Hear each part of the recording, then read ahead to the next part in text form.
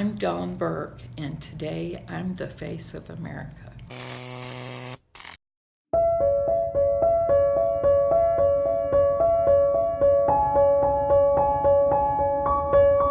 I am Dawn Boswell Burke. I'm an artist, and I founded the Rat Retreat Incorporated, which is a 501c3 charity for domestic rats.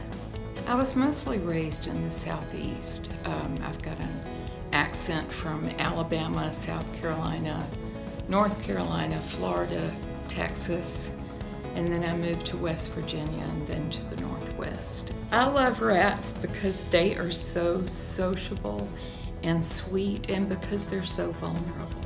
So somebody introduced me. I had a neighbor, and she said, I want you to come over and hold my rat. And I had never held a rat, and I wasn't sure if I wanted to. She handed me this huge, just gigantic rat, and I held it against my chest, and I just felt love for it. And I could feel that the rat had love for me too. It was just sweet. And then a friend of ours lost his little pet rat in their yard, and I went out to help him find it, and I called to the rat and it came right to me.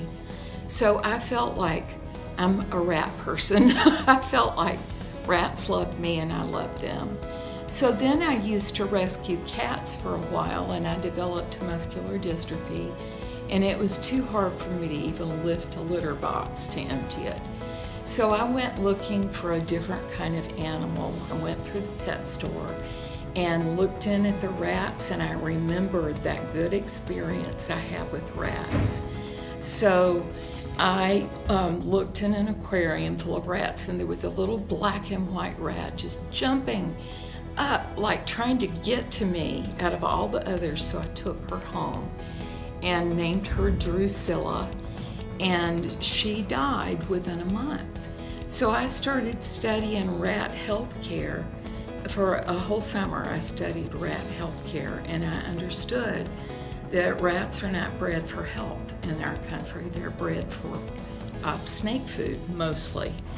And so they have respiratory problems, and when they're in pet stores, they're sick most of the time. So I decided they need help, and I wanted to help them. So I started saving rats. I found rats that needed rescued. I found out people dump rats by the garbage cans. They get tired of them. They just dump them with their cage into a garbage can. And they don't know how to take care of them. Like this little girl came to us in a little tiny cage. She was really, really sick. She would have died if we had, if it had been like a week later, she probably would have died of respiratory disease. And the person was allergic to her, and she just didn't do anything about it, and finally found us. So I've got countless stories like that of rats. I've cared personally for 150 rats, and over 10 years, and I can't tell you, probably another 150 we've fostered or adopted. Boise, Idaho is not it's a farming community, and cows and horses are popular, but not rats.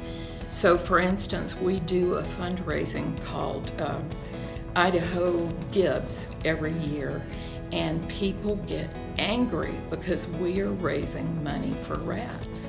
We get a lot of nasty comments sometimes about, you should be giving money to people and not animals. But now in the southeast and in the southeast and northeast, there are a lot of rat rescues, and they're far more popular. So I started one in probably the worst community to get donations, but the best community for where rats really needed help. So we get donations worldwide. Most of our donations come from outside of Idaho, other countries.